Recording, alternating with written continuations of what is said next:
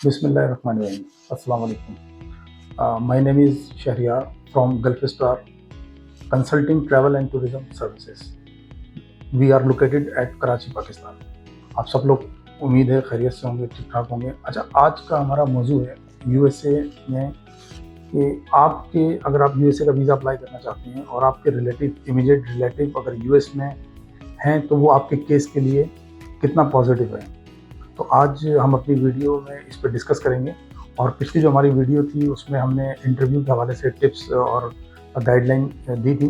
तो आज हम बात करेंगे, अगर आप यूएस का वीज़ा अप्लाई करना चाहते हैं और आपके इमीडिएट रिलेटिव यूएस में हैं तो आपके केस के लिए वो कितना पॉजिटिव है।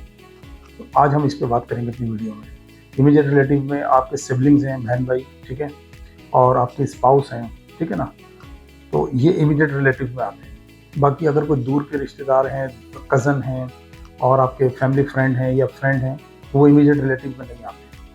अब डिपेंड करता है कि आप यहाँ पे जो वीज़ा अप्लाई कर रहे हैं तो उसका रीज़न क्या है जाने का, आपका जाने का मोटिव क्या है। जैसे आप अपना एक ग्राउंड बनाते हैं, जब वीज़ा अप्लाई करते हैं तो उसमें आप अपना रीज़न लिखते हैं कि आपका रीज़न क्या है, ठीक है ना। अगर आपका रीज़न आप एज ए टूरिज़्म के लिए जा रहे हैं और आपके सिबलिंग्स वहाँ पर हैं तो आपकी अप्रूवल के चांसेस बहुत कम हो जाते हैं, ठीक है ना, क्योंकि आपकी टाइज़ वहाँ पे बहुत ज़्यादा स्ट्रांग हो जाती हैं यूएस में, और आपकी होम कंट्री में आपकी टाइज़ जो है वो काफ़ी कमज़ोर हो जाती हैं। तो आपको ये देखना होगा कि आपका रीज़न क्या है जाने का, ठीक है ना। अगर तो आपका रीज़न कोई बहुत ज़्यादा सॉलिड है और जिसमें आपकी अपीयरेंस बहुत ज़रूरी है और वहाँ आपको जाना ही जाना है, तो फिर कुछ चांसेस होते हैं। ऐसा नहीं है कि जिसके सिबलिंग्स वहाँ हैं या वो जिसके इमीडिएट रिलेटिव वहाँ पर हैं तो उनका वीज़ा ही नहीं लगता है। वो डिपेंड करता है कि केस के ऊपर। अब अगर कोई सिंगल खातून है, वो जा रही हैं अपने भाई से या बहन से मिलने के लिए, तो वो उनके लिए पॉजिटिव है वहाँ उनका, ठीक है ना। और कुछ सर्कमस्टेंसेस के अंदर नेगेटिव है और कुछ सर्कमस्टेंसेस के अंदर पॉजिटिव है। तो ये मतलब यूएस का वीज़ा हर किसी की अपनी अपनी प्रोफाइल के हिसाब से जो है वो लोग इसको समझ नहीं पाते हैं। लोग कहते हैं कि यार ये बस एक ऐसी तुक्का है कि वो जो ना हम करेंगे और वीज़ा हो गया तो हो गया, नहीं हुआ तो नहीं हुआ। नहीं, ऐसा नहीं है। ये इसका एक क्राइटेरिया है। आप इस हवाले से आपको अगर कोई भी किसी किस्म का कोई क्वेश्चन है आपके पास तो आप हमें कमेंट में जो है वो लिख सकते हैं, हम उसका इंशाल्लाह आपको आंसर करेंगे। और बाकी हर किसी के अपने सर्कमस्टेंसेस हैं कि वो उसका पहले तो ये कि उसका रीज़न क्या है जाने का, यूएस जाने का रीज़न क्या है। अगर तो वो वैसे मतलब मिसाल के तौर पे एक शख्स है, उनकी बहन वहाँ पर है यूएस के अंदर, ठीक है, और वो कहते हैं कि मैं यहाँ से अपनी फैमिली के साथ, पूरी फैमिली, हस्बैंड वाइफ बच्चे वहाँ यूएस घूमने फिरने जा रहे हैं, तो वो थोड़ा सा उसके लिए उसके जो रिजल्ट्स हैं वो नेगेटिव हो सकते हैं, ठीक है ना। तो इसी तरीके से अब अगर कोई यहाँ से सिंगल खातून है वो जा रही है तो वो उनके लिए पॉजिटिविटी है, ठीक है ना। या कोई यहाँ से जाने वाला है जो यूएस जा रहा है, उसका रीज़न कुछ और है, वो कोई बिजनेस एक्टिविटी के लिए जा रहा है, तो उस पर वो मैटर नहीं करता है, ठीक है। तो मतलब लोगों के जहन में मुख्तलिफ चीज़ें, यार वहाँ पर हमारे रिश्तेदार हैं तो वो हमारे लिए बहुत स्ट्रांग हो जाएगा केस और हमें वो इन्विटेशन भेज देंगे, स्पॉन्सर भेज देंगे।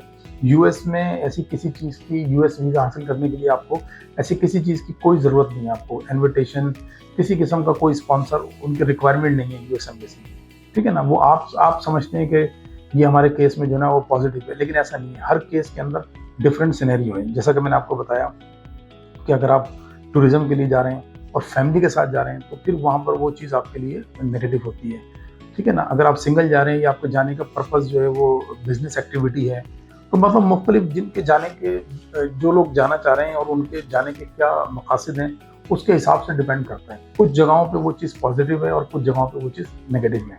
तो ये आपको देखना होगा। इसके लिए आपको डिस्कस करनी होगी अपने कंसल्टेंट से, और किसी भी एक्सपर्ट कंसल्टेंट से आप राय ले सकते हैं और वही फिर आपके केस को स्टडी करके बता सकते हैं। तो आगे जिस पे आपको ट्रस्ट है, आप समझते हैं कि जो मतलब ट्रस्टेबल है, तो आप उससे कंसर्न करें। लेकिन आप खुद से किसी चीज़ को अज्यूम नहीं करें कि नहीं यार ये मेरे लिए पॉजिटिव है या मेरे लिए नेगेटिव है। तो ऐसा नहीं है। इसमें बहुत सारे मतलब चीज़ें हैं कि आपके केस पर डिपेंड करता है कि आपका जाने का पर्पज़ क्या है और आपके यहाँ पे टाइज क्या है। आप मैरिड हैं, अनमैरिड हैं, बच्चे कितने हैं आपके, आप खुद क्या करते हैं, और वहाँ आप जा रहे हैं अगर वहाँ आपके मतलब रियल ब्रदर हैं, सिस्टर हैं, सिबलिंग्स हैं आपके, या आपकी स्पाउस वहाँ पे। अब कुछ केस में ऐसा होता है कि स्पाउस मिसेज वहाँ पर हैं और हस्बैंड यहाँ हैं। अब वो कहते हैं यार मैं B1 B2 वीज़े पे जो है वो जाना चाहता हूँ, ठीक है ना। तो वो एक अलग सिनेरियो आ जाता है। अब उसके अंदर जाने का अगर रीज़न उनका कुछ सॉलिड है, वो वैसे ही बोलते हैं मैं अपनी वाइफ से मिलने जाना चाह रहा हूँ, तो वो उनको रिजल्ट नेगेटिव मिलेगा अपने वीज़े का। पॉजिटिविटी नहीं मिलेगी। तो उसमें देखना ये पड़ता है कि वो क्या सर्कमस्टेंसेस हैं और उनके पास जाने का रीज़न क्या है, ये बड़ा मैटर करता है रीज़न। तो उस हवाले से आपको अपने केस, आप लोगों की सुनी सुनाई बातों पे, मतलब लोग कहते हैं कि एक रूमर्स होती है ना कि यार उसने वो फलां का वीज़ा लग गया था, फलां का नहीं लगा था। सबके सर्कमस्टेंसेस अलग-अलग होते हैं, ठीक है ना? कि जाने का रीज़न क्या है, उनके सर्कमस्टेंसेस क्या है वहाँ पे। और दूसरी चीज़ ये भी देखी जाती है कि अगर आपके सिबलिंग्स वहाँ हैं या आपके स्पाउस वहाँ हैं, तो वो पाकिस्तान से यूएस कैसे गए थे? ये बड़ा डिपेंड करता है कि क्या आया वो इमिग्रेंट होके गए थे या वो यहाँ से विजिट वीज़ा पे जाकर फिर उन्होंने वहाँ पर अपने आप को इमिग्रेंट करा। तो इसके भी बड़े नेगेटिव और पॉजिटिव इम्पैक्ट होते हैं आपकी प्रोफाइल के ऊपर। तो इन सब चीज़ों के लिए ये कि आपको किसी एक्सपर्ट से रब्ता करना चाहिए। और हम जो है वो ये सर्विस प्रोवाइड करते हैं। अगर आप हमसे कमेंट में पूछना चाहते हैं, आप कमेंट में पूछ लें। और अगर हमसे रब्ता करना चाहते हैं तो हमारे दिए गए कॉन्टैक्ट नंबर पर आप रब्ता कर सकते हैं और कंसल्टेशन हासिल कर सकते हैं आप। मैं उम्मीद करता हूँ कि इस वीडियो में आपको अच्छी खासी मालूमात हासिल की होगी आपने, और आपके जो कुछ डाउट्स होंगे वो क्लियर हो गए होंगे। बाकी ये कि इंशाल्लाह ताला हम आने वाली वीडियो जो है वो नेक्स्ट आपको उस पे जिन लोगों की पिटीशन फाइल होती है तो क्या वो यूएस B1 B2 वीज़ा पे जा सकते हैं, उस हवाले से हमारी वीडियो इंशाल्लाह नेक्स्ट वीडियो आएगी। और आप जो है वो उसको भी ज़रूर देखिएगा और हमारे चैनल को सब्सक्राइब करें, बेल आइकन प्रेस करें। मैं उम्मीद करता हूँ और इस दुआ के साथ हम इस वीडियो को ख़त्म करते हैं। अल्लाह ताला आपका और हमारा हामी नासिर हो। अल्लाह ताला हम सबको अपने हिफ्ज़-ओ-मान में रखे।